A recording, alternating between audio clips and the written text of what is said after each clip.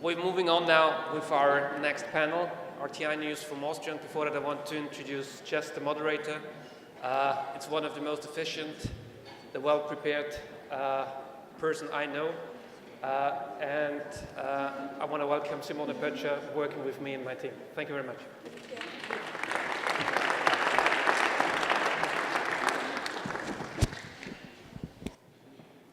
Thank you very much, Klement. Thank you, everybody, for being here. It's a pleasure. We already spent the morning with getting a very good look into how big data and how small data play into your research and into your everyday work. And in our panel that we're having now, we're looking at how your work is even made possible, the framework, the funding, the programs, and international collaboration opportunities. So I'd like to bring up my panel, please. We're talking about RTI News from Austria, and I'd like to welcome first Mrs. Barbara Weitgruber, Director General for Scientific Research and International Relations from our Ministry for Science, Research and Economy. Barbara, please.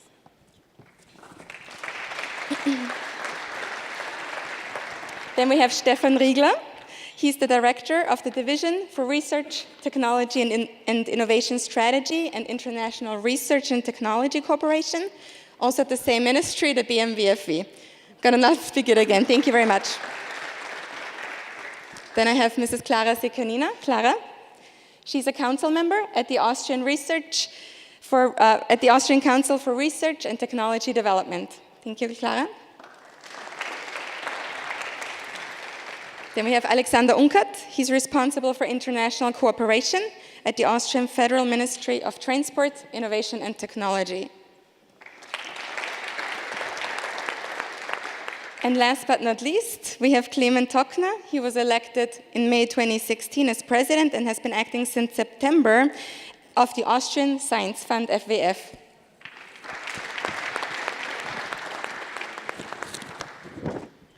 The way I'd like to structure our panel is to give each of my panelists about 5 minutes for a quick impulse statement so they can tell you a little bit about the programs and the news that they're bringing from their own houses and companies. And then I'd like to open the floor for discussions. I know all of you, for the researchers, have very big questions on what's been happening in Austria and also would like to discuss where there is potential for improvement and where we're going in the future.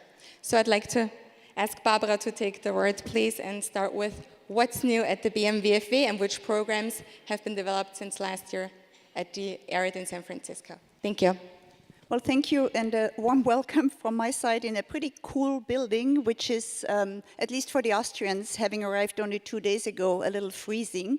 And even the red light does not really help. I was wondering if it were blue, if we were all frozen by now. I would actually like to start coming back to the previous panel, mentioning some initiatives that are ongoing in Austria. The first one is the Complexity Science Hub Vienna, an interdisciplinary hub which was only recently started by the Technical University of Vienna, the Austrian Institute of Technology, the International Institute of Applied Systems Analysis, the Medical University of Vienna, the Technical University of Vienna, and the Vienna University of Economics and Business. And it's actually about big data, but approaching it from an interdisciplinary point of view. It's just up and running, and the Secretary General is quite well known to all of you. It's Philipp Marxgut. So this is something you might want to look up in the internet and get in touch, those of you who are interested in this big data cooperation. Regarding humanities, digital humanities were just established 2 years ago, a research institute at the Austrian Academy of Sciences, supported by our ministry. The Austrian Center for Digital Humanities is fostering digital methods in various fields of humanities and also offering a variety of services, including a repository for digital language resources, hosting and publishing data, and a network, a virtual network was set up between the University of Graz and University of Vienna and the Austrian Academy of Sciences, a Digital Humanities Austria network. And all of this is embedded in European-wide infrastructure initiatives namely the European Infrastructure Consortia for Common Language Resources and Technology Infrastructure, as well as digital research infrastructure for the arts and humanities. So maybe there could be exchange between these Austrian initiatives and US and Canadian colleagues. And another initiative which fits quite well into the discussion is open innovation. Those of you who were present last year will hopefully remember that I announced that the Austrian government will work on an open innovation strategy. And actually, we were quite successful within 1 year. We managed to do so, and the government forwarded it to the Austrian Parliament in July this year. It was discussed already in the research committee in Parliament in October, and it has very concrete measures, 14 measures developed in 3 areas. The areas are culture and competences, networks and cooperation, and resources and framework conditions. The document is so far only available in German, but the translation is being finalized by the end of next week and will also be online in English.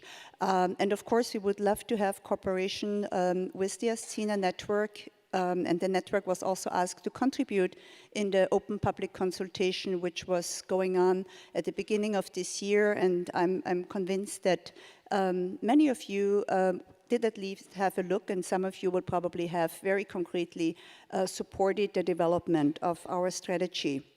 And at the same time, the 2 ministries, Innovation, Transport, and our ministry are working on the intellectual property rights strategy.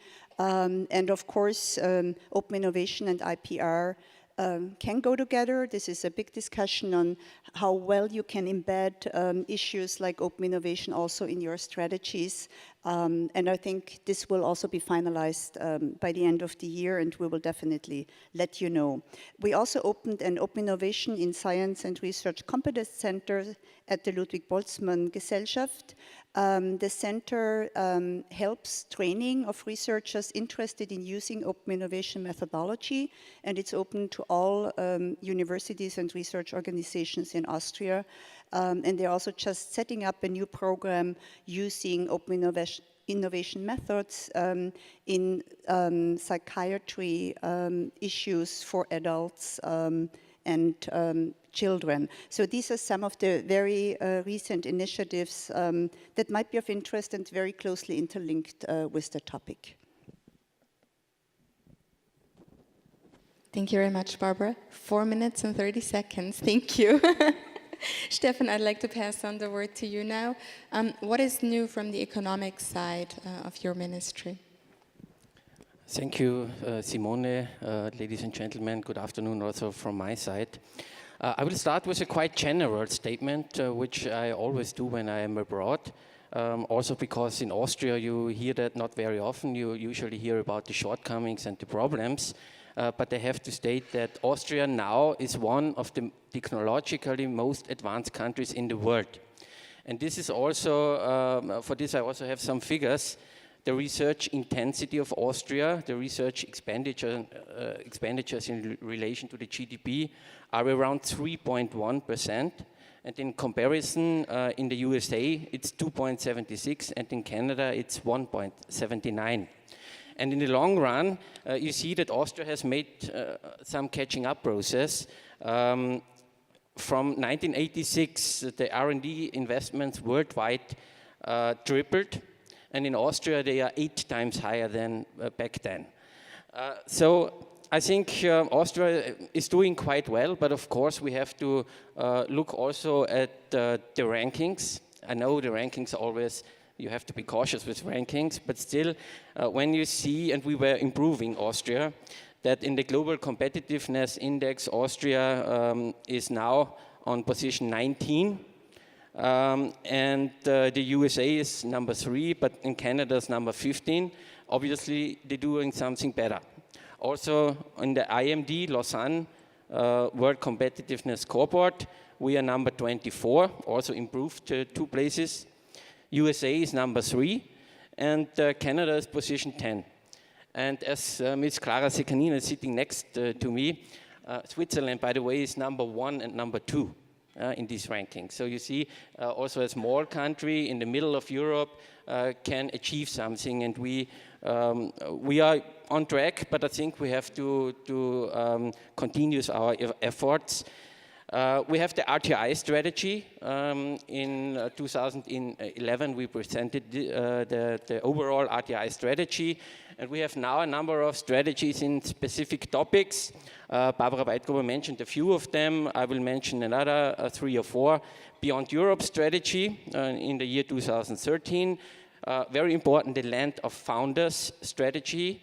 Last year, we presented a strategy for creative industries in June, and a life science strategy is coming up too. So you might say now, okay, a lot of strategies, but where's the implementation?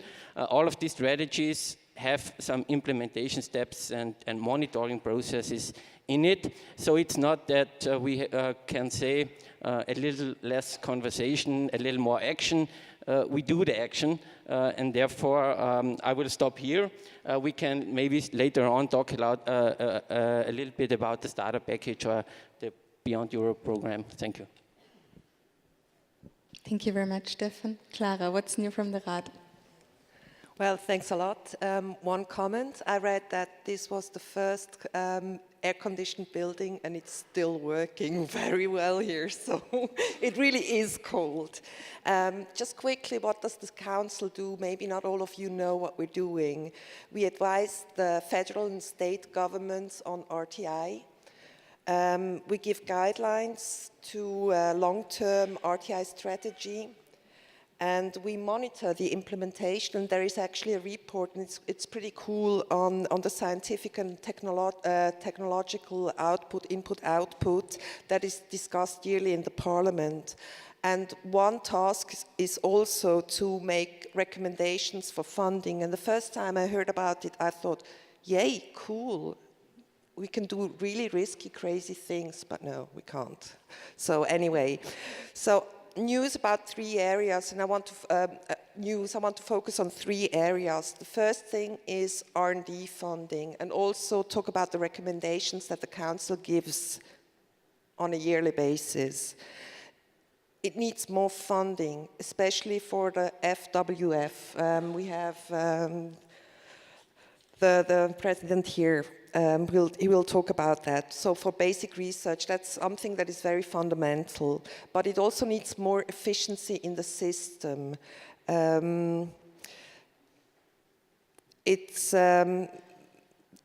mean, the good thing about federal systems is that it's very balanced, that you discuss it, that you go on with your stakeholders, but the bad thing about federal systems is that it's very balanced. So it tends to be small, instead of having one strategy, one guideline or so.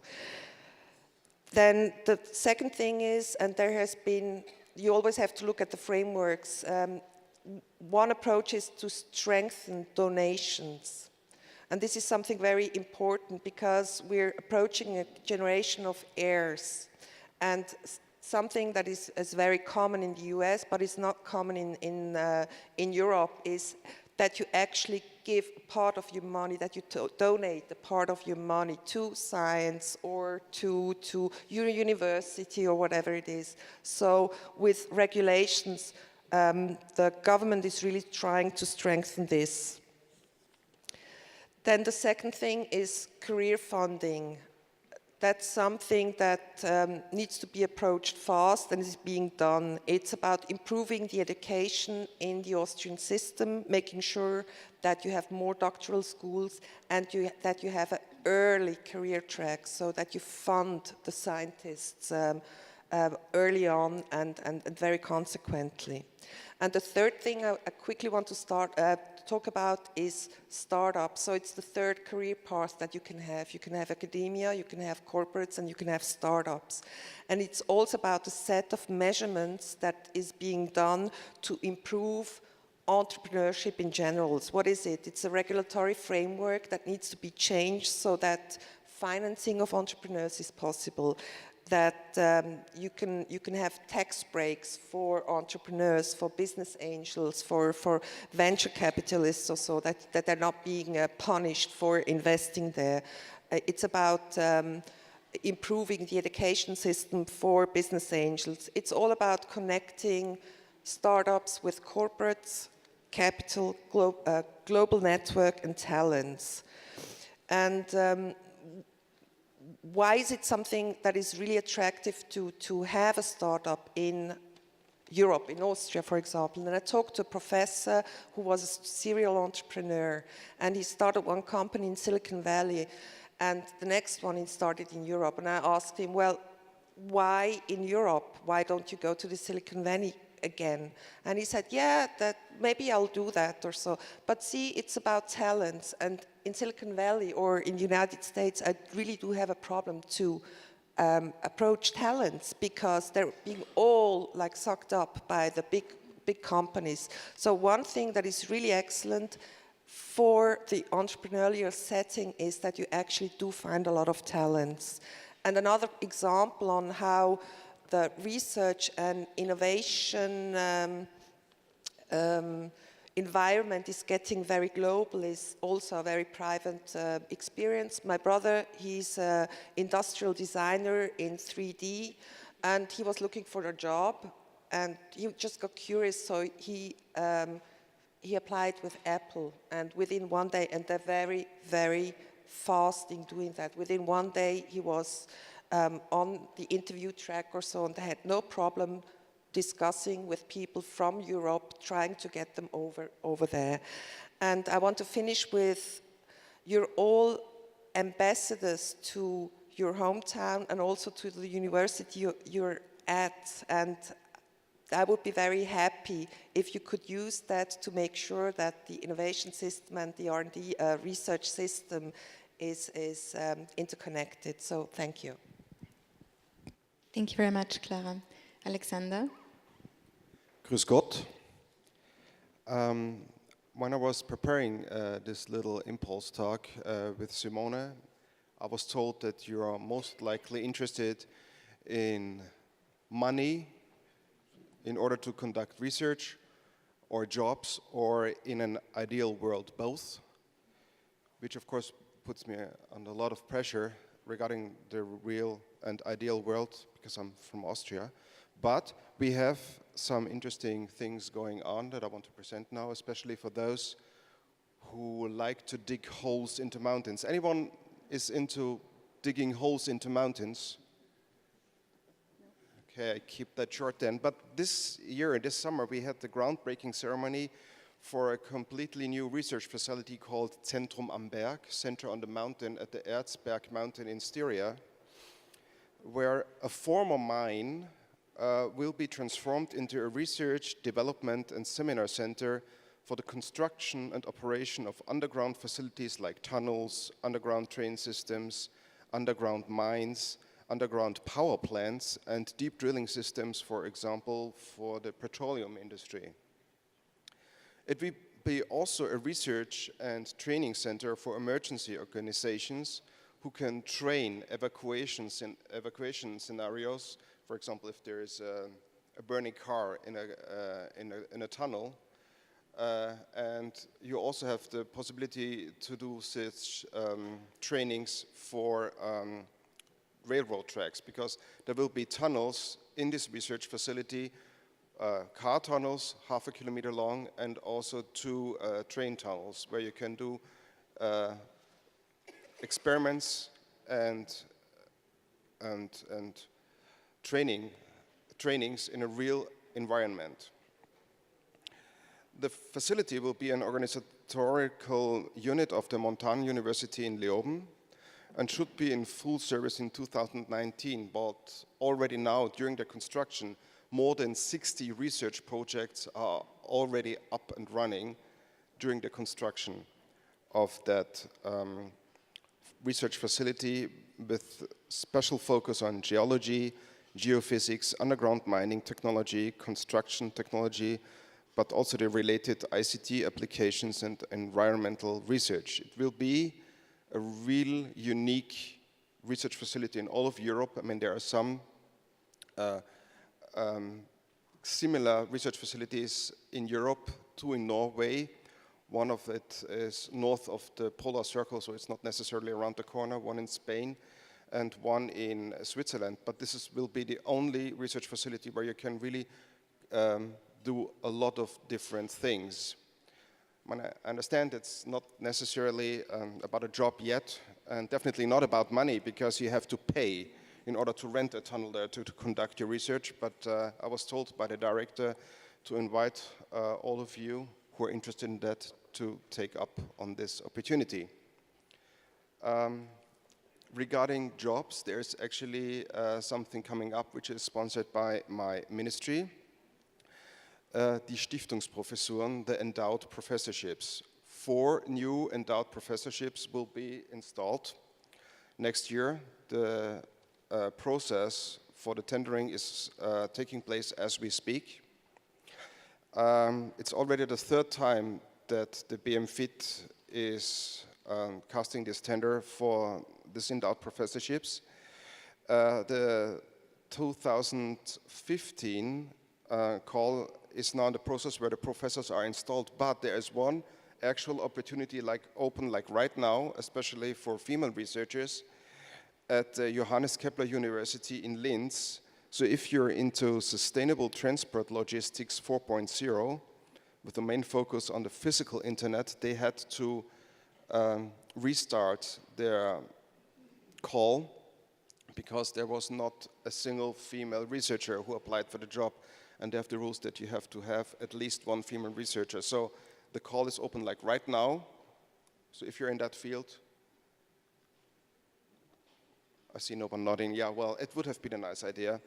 For the next professorships, the topics are not yet confirmed, but it will be most likely in the fields of autonomous driving, microelectronics, and aviation. The call of expression of interest at the university is running as we speak, and the concrete jobs will be expected to be published at the selected universities in fall 2017. So if you're in this field, please keep yourself updated at the website of the Austrian Research Promotion Agency. So I can make it even shorter. Anyone into EBS? EBS? Electronic-based systems. Okay, this is a new term that we kind of created. Electronic-based systems is a pool of technologies including microelectronics, sensor techniques, materials, including nanomaterials, power supply electronics, and hardware-related software and related topics. All of this together we call EBS, electronic-based systems.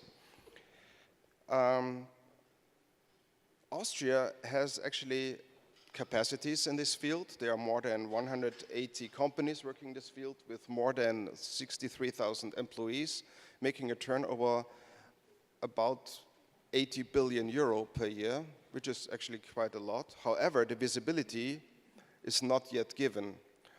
It's a minor visibility in Europe, and worldwide visibility is around 0. So in order to change this, my minister Leichtfried in Alpbach this summer introduced a new initiative to change that. The initiative is called Silicon Austria, which might not necessarily be the most innovative name, but when I tell you that I had to explain what EBS really means, if you put the word silicon in front of a word, you have immediately an idea what it's going to be all about. So the core project in this initiative will be the build-up of a research facility, a top-notch research facility in the microelectronics sector, where all the existing research facilities who are focusing on these topics will be part of it. They will bring employees in, and also they will also bring know-how in. And accompanied with this research facility, there will be another 3 to 4 endowed professorships in this field. There will be the build-up of at least one pilot factory. There will be fab labs at universities and regional makerspaces at technical high schools. We also want to fund around 4 lighthouse projects, each project exceeding around 15 million euro of investment, and to organize a microelectronic cluster. So until the year 2020, the BMVIT plans to invest around 80 million euro in this initiative, which is quite a lot of money for Austria. Alexander, money, may I interrupt you, brings me to our next speaker. If we can go a bit more into detail about Silicon Austria. Okay. Later during the discussions, I'd like to give the word to Klement, please. Thank you, Simone. I wish you all a nice afternoon. I'm in office in 7 weeks, and I'm aware that this is a very huge responsibility and a huge challenge as well. A few words at the beginning to FWF. We fund basic curiosity-driven research, all disciplines, and it's primarily a bottom-up process, so we don't have thematic goals, so it's driven by curiosity and by ideas, and primarily we fund people. And I think the Schrödinger program is a very nice example. Every year there are about 30 fellows who go to US and Canada. And I think during this postdoctoral period, this is the biggest freedom that one has during the whole academic life. And funding people means that the people can also select the institutions where they want to go. And I think this is something where in the future probably there's more and more really you fund the people and they look for the institutions, and the institutions need to provide the best environment to attract these people. The second issue is that the science landscape is changing rapidly. It's not only that there's a geographic shift to different areas where primarily knowledge will be produced, but this morning we already heard about this, the open science, open data development, that publicly funded research is a common good. But we have to be aware that on the other hand, there's a huge amount of knowledge that never will become publicly available. And there's a lot of knowledge that we would need to have, but we don't have. And the question is how society will deal with this knowledge that is not available and that we would need. I give you an example of a research that I just did with a colleague in Germany. It was on the diversity of biodiversity research. And the results show that biodiversity research is done by males in wealthy countries on plants and the species levels on terrestrial systems. So it's a very narrow area, and is following the so-called Matthew principle or Matthäus principle, that we are primarily doing research that everyone else is doing as well. So this is a critical challenge that we have to face also as funding organizations. The third aspect is to talk about or to think about the role of the scientists in the society. And we need more than ever evidence-based knowledge for making the decision in order to cope with the challenges that we are facing. The scientist has a role as honest broker as well. And this is an important, not as an advocate, but as an honest broker, but this also includes the dialogue that the scientists have to make with the public, with the general public as well. And the last point I would like to make is that science is an international issue. And I think science has a very important integrating role in another more and more politically fragmented landscape. So we should think about what role may science play in integrating across, for example, Europe. And we have a very strong international program, the ARIT programs and so on, so really to link the scientists, and maybe it helps to really also link countries, regions, and so on. Thank you very much, Klement. Before I take questions from the audience, listening to all of you, there is maybe 2 general topics now that I'd like to bring up that may be of relevance to the audience, and I'm not directing it at anybody specific, but want to keep this open to the floor.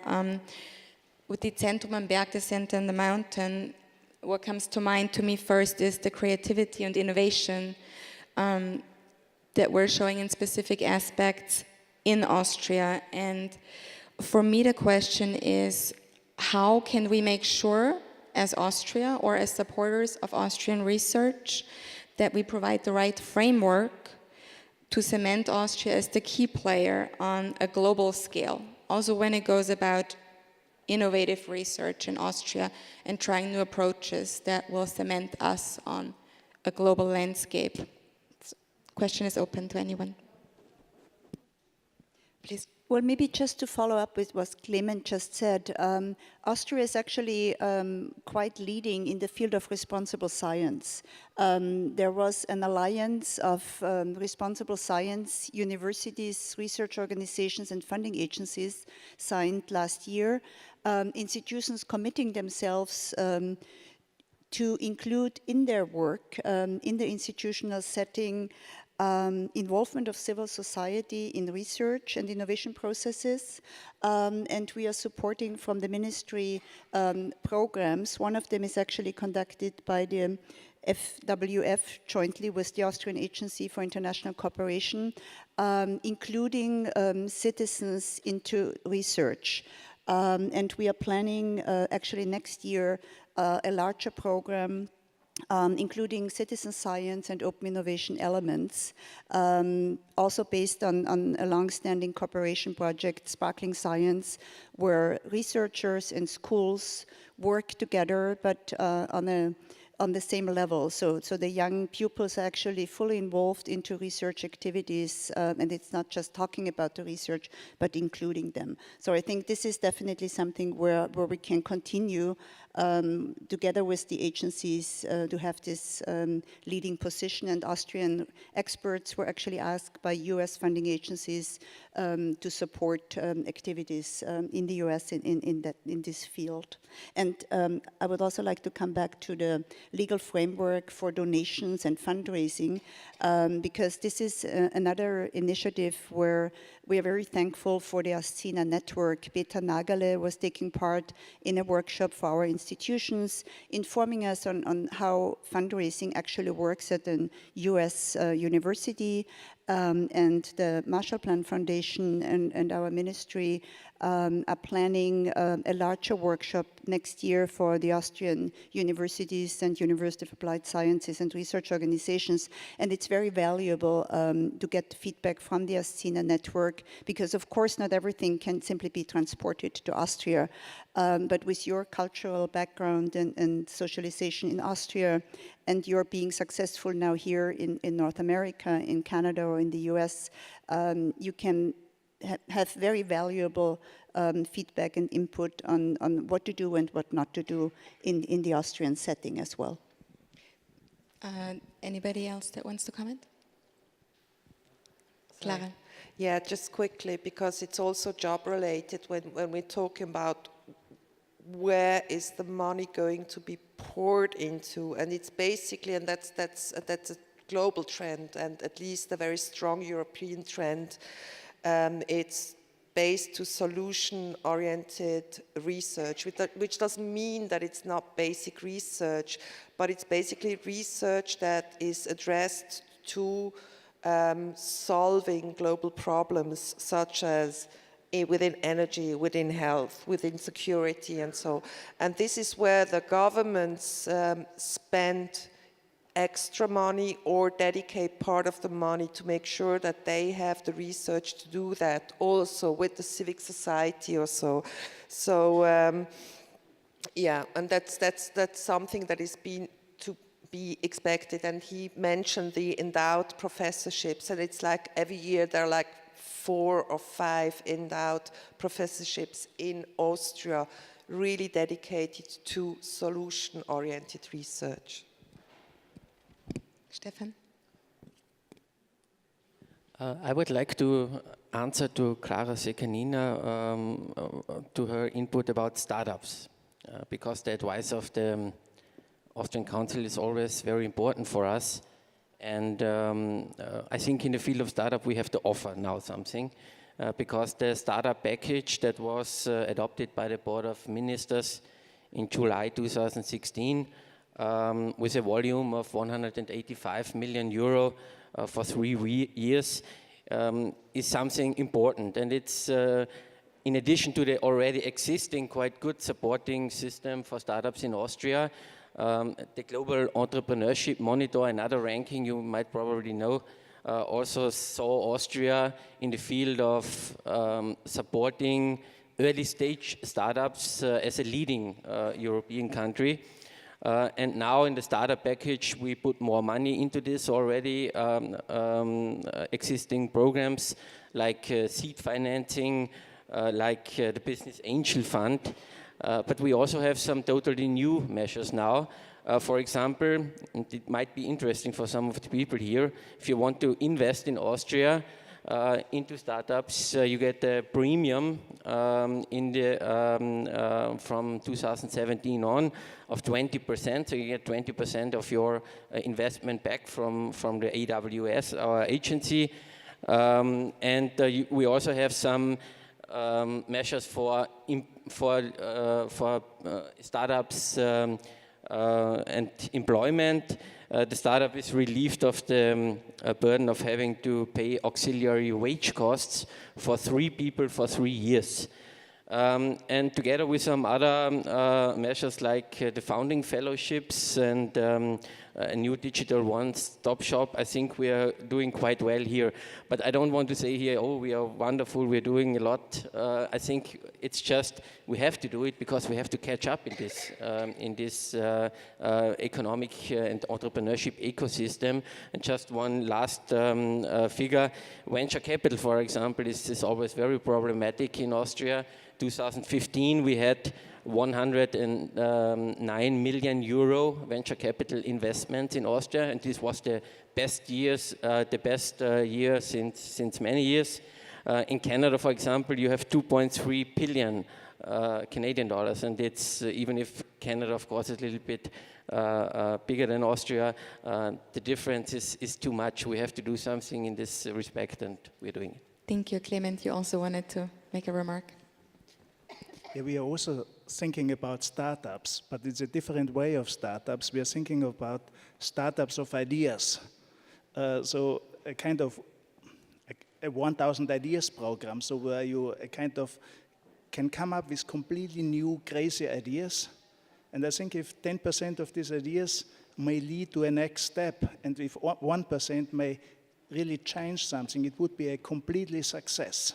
So I think this is something from a foundation, from a funding agency as well, that we have to be also more risky in the way how we fund research as well, and also how we assess research. One of the biggest problems with the evaluation is we need every year we have to contact about 30,000 reviewers internationally to get about 8,000 reviewers who agree. So there's a huge kind of challenge as well, how to assess the quality of the research that we are funding. And do you have any vision on how to make this process easier and more transparent? I think in a program like this, Startup for New Ideas, that we also could include parts of the civil society in the kind of selection process. So it's not just the scientific community, but we have maybe 2 parts and that we assess this. It would be a very nice experiment as well to have a different community also be involved in the evaluation process. Thank you. I'd like to open up the floor for questions now. We're going to have microphones to the left, to the right, and in the center. And I'd like to ask you to identify yourself and also please state the organization that you're with. Katja, please. Hi. As I have one foot, well, one in the US, one in Austria, some other. You talked about the Beyond Austria program. That's great. All the researchers in here apply for it. You can actually win them because together with the Austrian Institute of Technology, MIT got one of those projects funded. So kudos, great, thank you, because when I was still in Austria, it was incredibly difficult to get anybody to think outside the borders. However, can I ask for something? It's great that you give us the contract in German. It might not work so well, and we actually talk to people. It was impossible to get any support to get the trend, and more of us working in the English languages, and you know, it's the legal language globally. So working together with FFG to, get this up and running, that would be great and help us all, because, we want to spend the money on the research, not on the contract negotiations. Thank you. Excellent, thank you for the comment. Any?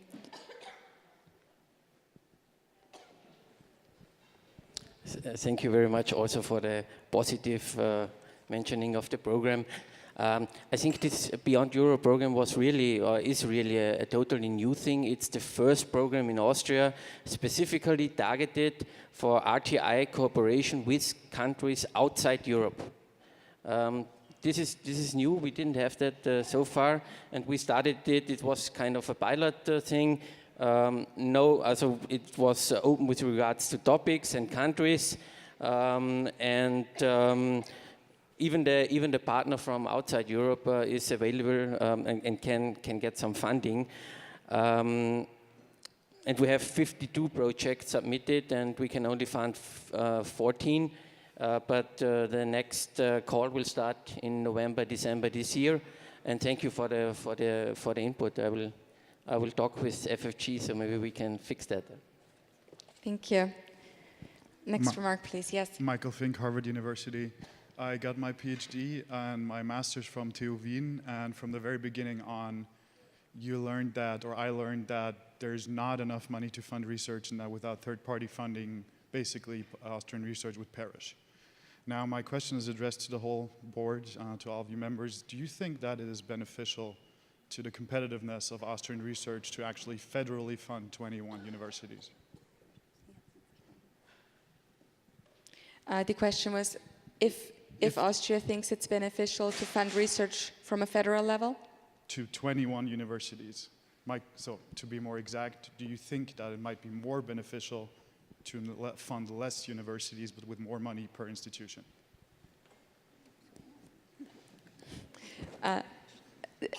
The question is whether you want to limit public funding for universities from a federal level? Yes. Okay. The number, it's about the number. To limit the number, to reduce the number, of course not limit funding. Well, I think the council has a position on that, but of course the ministry does as well.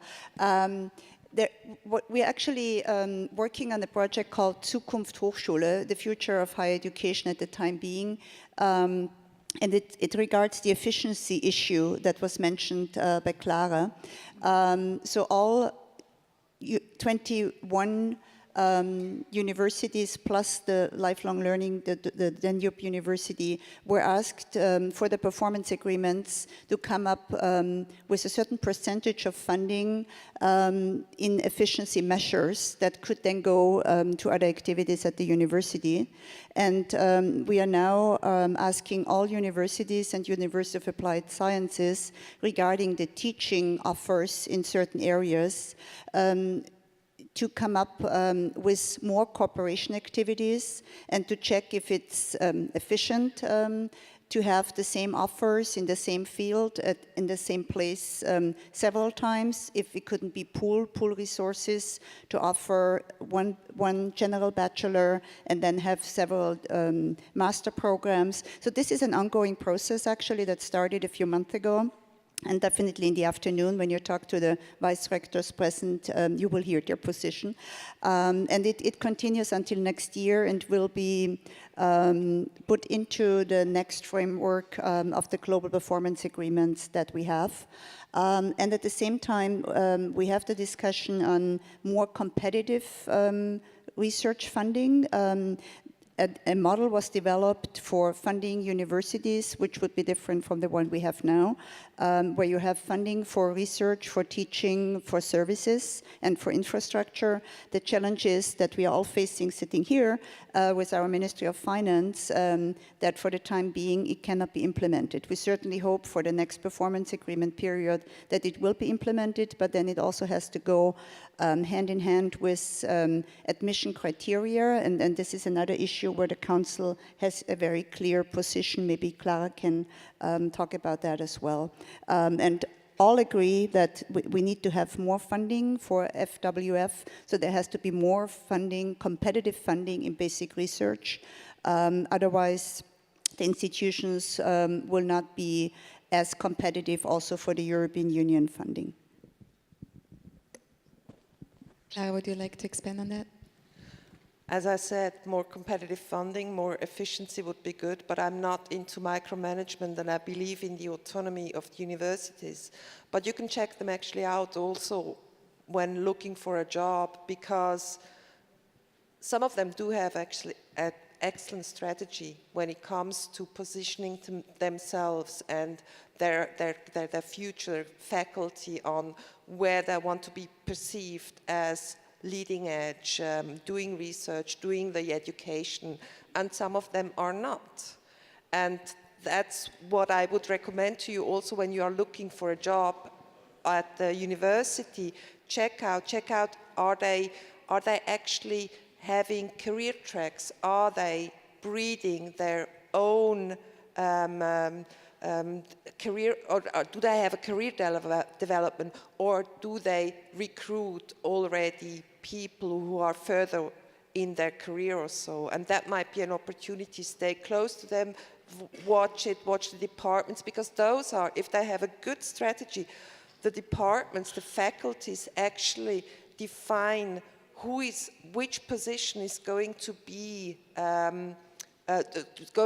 which profile they want at the university, where they want to go to. So the better the strategy, the earlier on they know what they want, and it's good if you keep in touch. But yes, more efficient. But I don't believe in micromanagement, so I don't believe in, and you can't do it because it's in the law.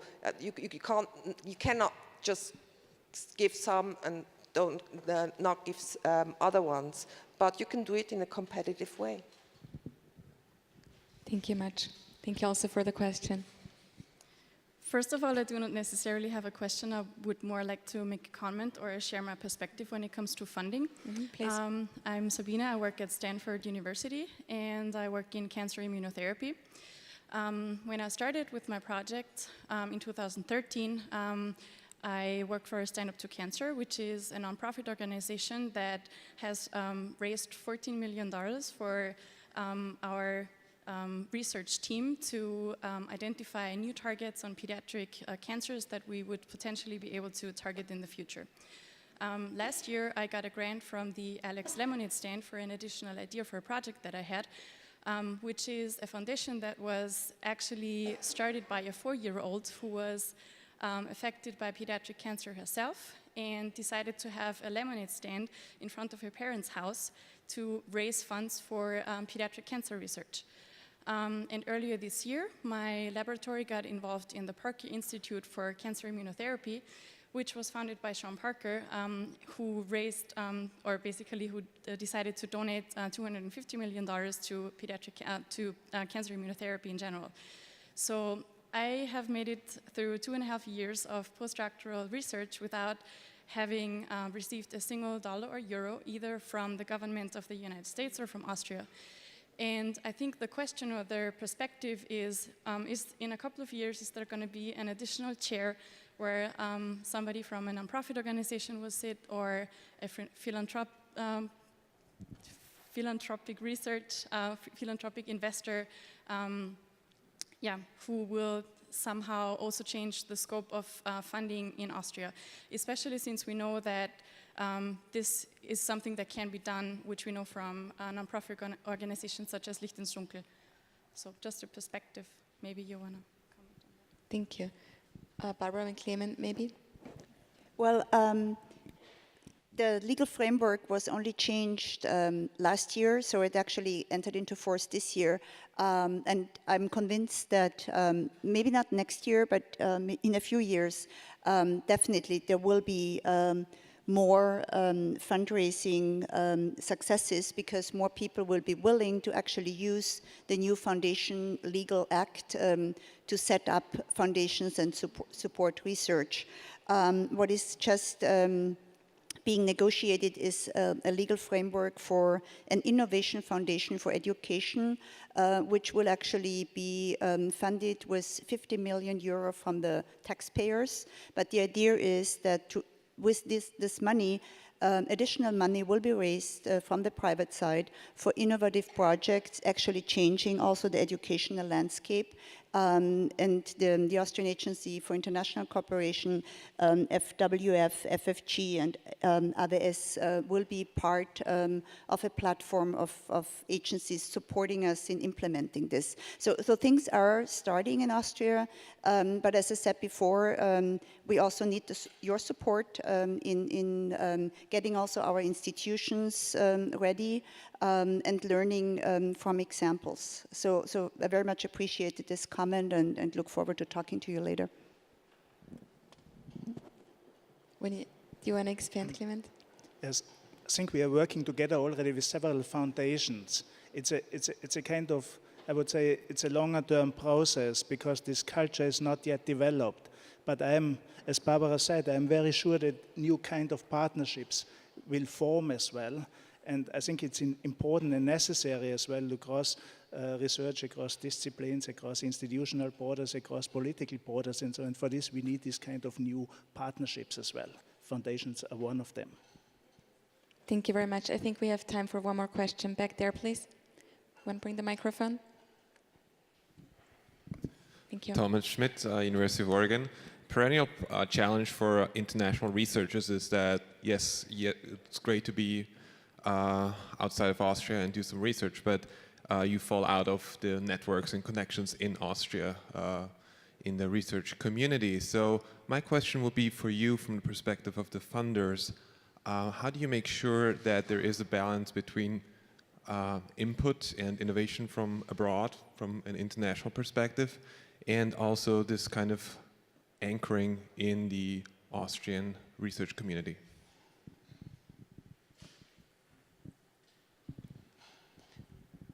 Thank you. I mean, we have incoming programs as well, so that you can apply to come from abroad to Austria to spend some time there.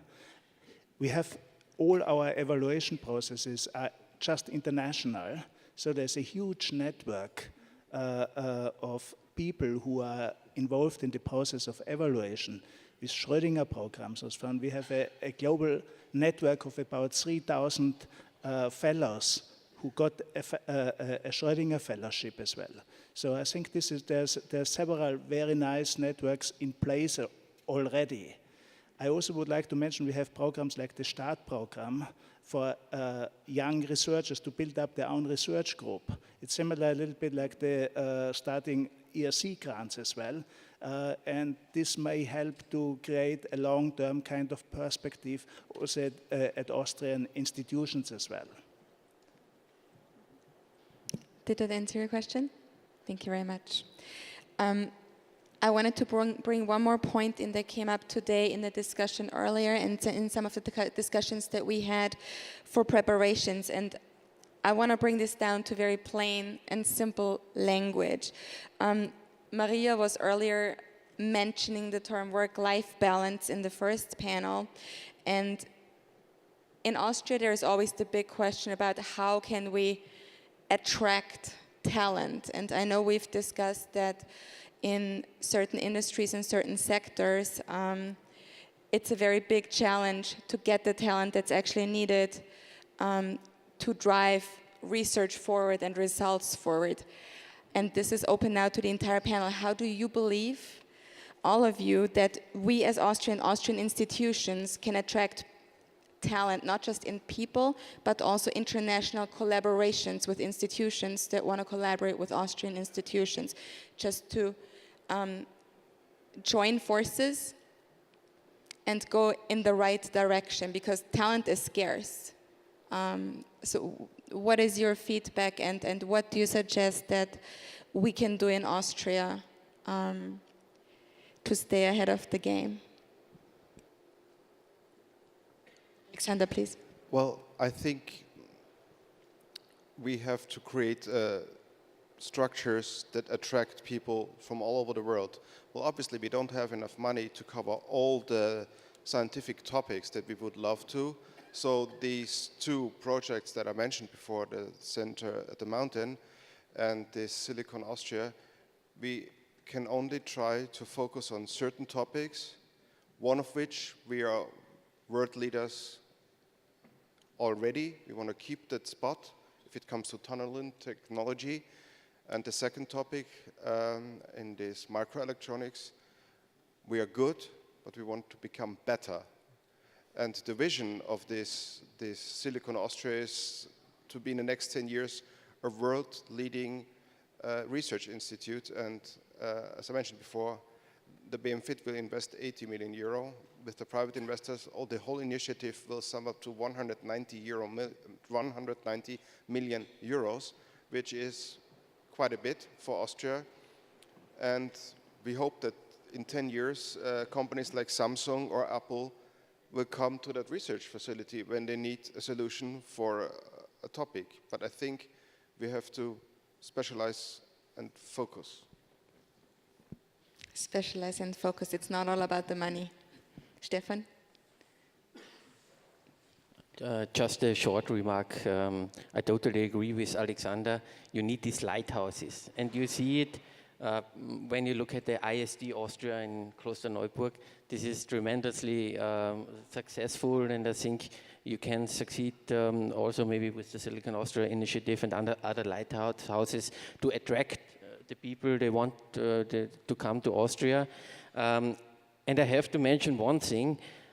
Of course, you also need regulatory and tax incentives. And we have one actually now, a new regulation in force since September 2016, and tax incentive for foreign scientists, researchers coming to Austria, not only at universities, but also at companies.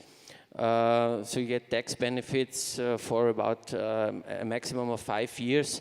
So this is also a regulatory thing you can do, and I think that's quite a good thing. Barbara, please. Mm-hmm. Well, Klara was first. Oh. To me, it's three things. It's the openness of the society. It's finding the right peers, because when you do science, you want to have the peers around you to discuss your science. It's not very interesting if you're the only one there. And it's the regulatory framework, which means it's the conditions, and it's a question of dual career and having a family and being able to actually have a family and a scientific career. So. And is some of that also responsibility of maybe universities to help researchers find spaces for their partners? Because I've heard from a lot of the scientists here that oftentimes when they come to the US, it's easier for their partner to find an equal opportunity here also in the research field than it is in Austria. And oftentimes this may have to do just with a lot of bureaucracy that unfortunately is still there in some areas. Well, they do. I mean, also within the performance agreements, the institutions, the universities committed themselves, and they have welcome centers. There is a dual career network in the different regions of Austria already, cooperating also with the Academy of Sciences and ISD Austria in the Vienna region, for instance, and of course private companies. And career perspectives are also easier now with the change of the legal framework of the University Act last year, and the Red, White, Red card also continues to be further developed, actually also including a startup visum in the future. So it is framework conditions, of course, and some of them can be changed by the universities and University of Applied Sciences and research organizations. Others have to be done by the respective ministries, and this is work in progress, but going in the right directions, I think. Thank you. Did you wanted to remark something earlier, or? Okay, excellent. Well, then I have the pleasure to thank my panelists and to let you all enjoy our buffet. We're going to take a break for lunch.